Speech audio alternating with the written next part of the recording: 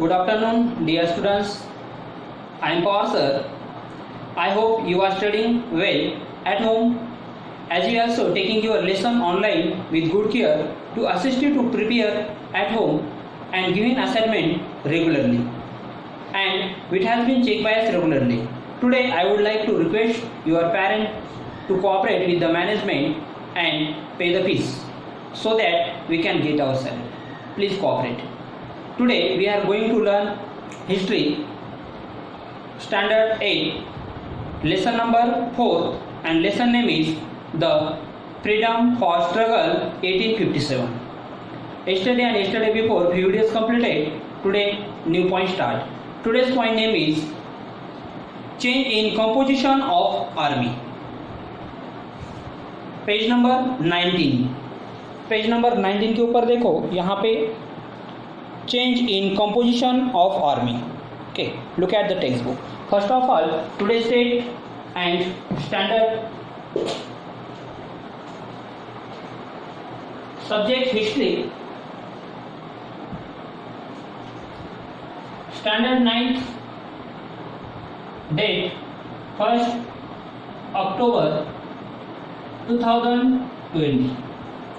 Subject history, lesson number 4, and lesson name is the freedom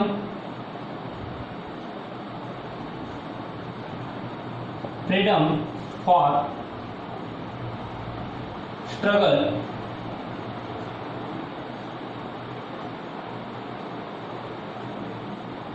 1857. And today's point name is change in composition of army.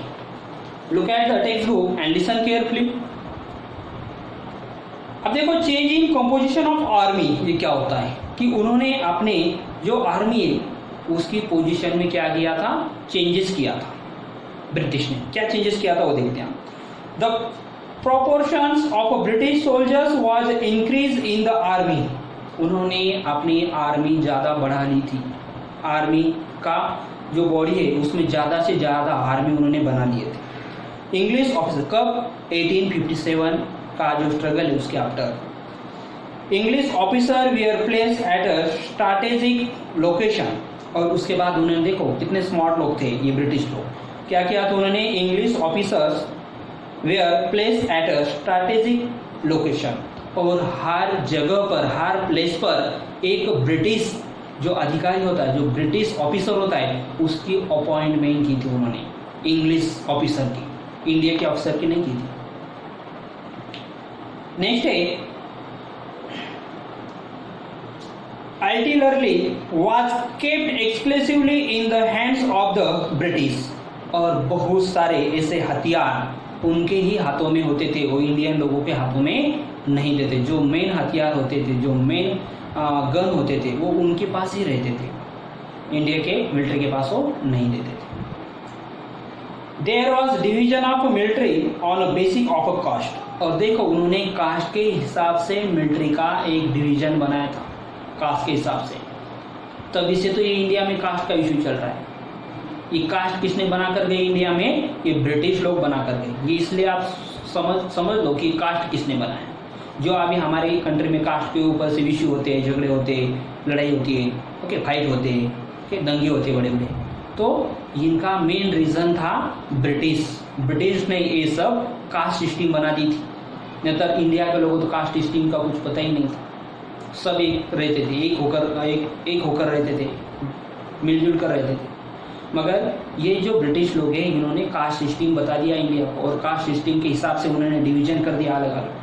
क्योंकि ये लोग पास में नहीं आ सके, ये लोग एक दूसरे के पास नहीं आएंगे तो फिर इंडिया में तो ये ब्रिटिश के खिलाफ आवाज़ नहीं उठा पाएंगे, ब्रिटिश के खिलाफ और दंगे नहीं कर पाएंगे.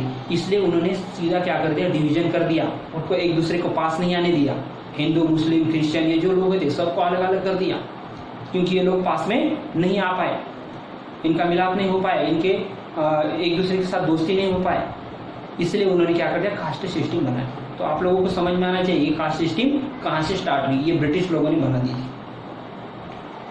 Proper care was taken to avoid Indians to the unite and rebel against the British, against and against British. Rebel मतलब फिर से ऐसा आंदोलन, ऐसा स्ट्रगल ब्रिटिश के खिलाफ नहीं होना चाहिए, इसलिए उन्होंने क्या कर दिया था, ये इंडिया के जो मिलिट्री है या इंडिया के जो लोग हैं इनका कास्ट सिस्टम के हिसाब से इनका डिवीजन कर दिया था, अलग अलग, मुस्लिम को अलग, हिंदू को अलग, क्रिश्चियन अलग, ऐसे जो भी हमारे सिख अलग, ऐसे अलग अलग लोगों को क्या कर दिया था इन्होंने, अलग अलग डिवीजन में इनको डिवाइड कर दिया था, क्योंकि ये लोग फिर से इकट्ठा न हो पाए और ब्रिटिश के खिलाफ और फाइट न कर सके, इसलिए उन्होंने ये पॉलिसी अपनाई थी, ये पॉलिसी का उन्होंने यूज किया था। Do you understand? तो समझ लो, आपको जो कास्ट सिस्टम का जो इशू चल रहा था, जो कास्ट सिस्टम आपको कहाँ से शुरू हुई, कैसे शुरू हुई, या अगर लगता है तो ये ब्रिटिश लोगों ने स्टार्ट कर दी थी। चेंजेस इन पॉलिसी, अब उन्होंने कुछ पॉलिसी में चेंज किया था, क्या चेंज किया था वो देखते हैं। The British accepted the policy of non-interference in the social and religious aspect of India।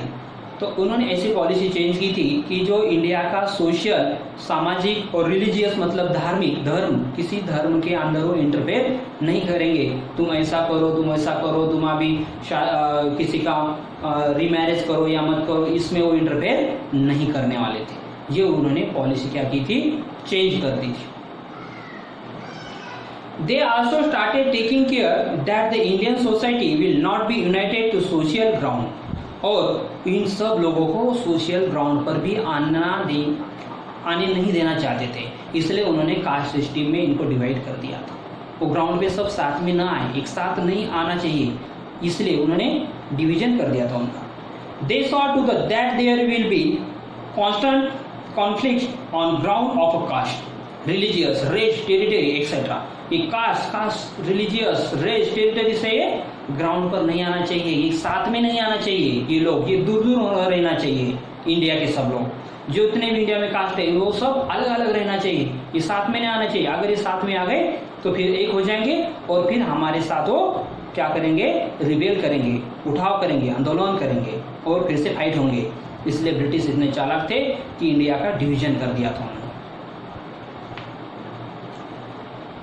They adopted the policy of the polluting the minds of the Indians by the following the divide and rules policy। तो उन्होंने एक divide and rule, important point है, divide and rule policy, underline करो। Divide and rule policy मतलब उन्होंने क्या कर दिया था कि फिर वो क्या करने लगे, ऐसी पॉलिसी एक्सेप्ट करने लगे कि इनका डिवीजन तो बना दिया अलग अलग कास्ट में, फिर वो क्या बोलेंगे, हिंदू को क्या बोलेंगे जाकर, अरे वो क्रिश्चियन, आपके वो क्रिश्चियन वाले जो लोग हैं वो आपके बारे में बहुत भला बुरा बोल रहे हैं। मुस्लिम को जाकर बोलेंगे आपको क्रिश्चियन के बारे में, क्रिश्चियन आपके बारे में भला बुरा बोल रहे हैं। हिंदू को बोलेंगे मुस्लिम आपके बारे में भला बुरा बोल रहे हैं।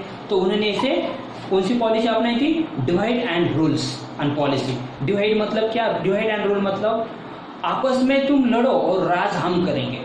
तो इंडिया के जो भी यहाँ पर कास्ट वाइज जो लोग रहते थे इनको आपस में इनकी लड़ाई लगा देते थे, इनके झगड़े लगा देते थे और खुद वहां पर वो रूल चलाते थे, वहां के वो राजा बन जाते थे। तो देखो ऐसी वो पॉलिसी अपनाते थे।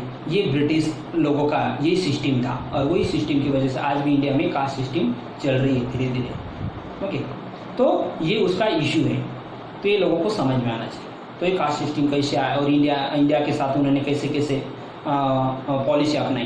तो ऐसी पॉलिसी अपनाई थी, आपस के कास्ट के लोगों में ही उन्होंने झगड़े लगा दिए। फिर वो क्या करने लगे, झगड़े करने लगे, वो झगड़े में ही परेशान थे इंडिया के लोग कास्ट के इशू में। और इधर ये क्या कर रहे थे, अपना रूल चला रहे थे, अपना किंगडम बना रहे थे, स्ट्रांग बन रहे थे, ये पूरा देश पर ये राज कर रहे थे। तो ऐसी पॉलिसी वो अपनाते थे। Due to the freedom struggle of 1857, the Indians unfailed of giving united fights and against the British rule. The freedom struggle of 1857 became an inspiration of Indian freedom movements. तो ये मूवमेंट से India के लोगों को बहुत inspiration मिला था। क्या क्या हमारी इसमें कमी, क्या क्या कम हुआ था, कौन कौन से लोग इसमें शामिल नहीं हुए थे। ये तो 1857 का जो रिबेल है, जो 1857 का फ्रीडम स्ट्रगल है, ये तो हम हार गए थे इंडिया के लोग, मगर उससे उन्हें बहुत सारा सीखने को मिला था। वो क्या मिला था कि हमारे में क्या क्या कमी है, हमें और कैसा स्ट्रांग बनना है, हमें सब मिलजुल के लड़ना है, ये उन्हें सीखने के लिए मिला। क्योंकि जब 1857 का ये वार हुआ था लड़ाई हुई थी, फाइट हुई थी, उसमें ऑल पूरा इंडिया इंक्लूड नहीं था। अगर पूरा इंडिया इसमें इंक्लूड होता तो ब्रिटिश कब के यहाँ से निकल जाती। तो क्या करते थे इंडिया वाले, कुछ पार्ट ऐसे होते थे कि वो ब्रिटिश उन्हें कोई अपनी तरफ खींच लेता था, ब्रिटिश उनको अपनी तरफ खींच लेता था और इंडिया में वो झगड़े लगा रहता था। तो इंडिया के लोगों को समझ में नहीं आता था कि हम सब साथ है कि ब्रिटिश के साथ है, कि हमारा इंडिया कितना है, हमारे लोग कौन से, ये किसी को भी समझ में नहीं आता था ठीक से, क्योंकि लोग यहाँ के बहुत भोले थे और उसका वो फायदा उठाना चाहते थे। भोले थे, दयालु थे और गुस्से वाले भी थे। तो उन्हें मालूम था ये लोग बहुत दयालु है और दयालु भी है, भोले हैं और गुस्से वाले हैं, इसलिए वो क्या करते थे, आपस में झगड़े लगा देते, फिर वो गुस्से में और लड़ाई करते रहते थे, उनकी फाइट होती रहती थी और इधर ही राज करते रहते। इंडिया के लोग लड़ाई करते, गुस्सा करते, मगर तुरंत और भी वो अपना गुस्सा भूल जाते और सब साथ मिलकर कंट्री को सपोर्ट करते। देखो अभी कौन सी सिचुएशन, देखो इंडिया के लोग अगर किसी के ऊपर कुछ प्रॉब्लम आता है, किसी कोई संकट में है, तो सब कंट्री हमारी एक साथ खड़ा हो जाती, सब हम साथ में आ जाते हैं। फिर वो कौन सी कास्ट कर रहा हो, कैसे भी रहो, ये हम नहीं देखते। और ये देखने का काम और ये कास्ट बनाने का काम किन लोगों ने किया था, तो ये ब्रिटिश लोगों ने किया था। ओके, तो ये याद रखो आपको इसमें से बहुत सारी हिस्ट्री सीखने के लिए मिलने वाली। और नेक्स्ट लेसन है हमारा सोशल एंड रिलीजियस रिफेयर, ये 5th वाला लेसन है। इसके पहले ये 4 लेसन के क्वेश्चन आंसर देखो क्या क्या आपको राइट करना है वो मैं बता देता हूँ। पेज नंबर 20 पे देखो, rewrite the statement by the choosing the appropriate option. तो इसमें से ये सब क्वेश्चन राइट करके लर्न करना है। नेक्स्ट क्वेश्चन है explain the following statements with reason. इसमें 1 2 3 4 5 क्वेश्चन है, ये सब क्वेश्चन आपको लर्न करके राइट करना है। Answer the following question in brief, ये भी 4 क्वेश्चन लर्न करो और उसके बाद राइट करो। तो और ये राइट होने के बाद स्कूल में आकर आपकी नोटबुक चेक करवा। Do you understand? Now stop lecture, we will meet next video. Thank you.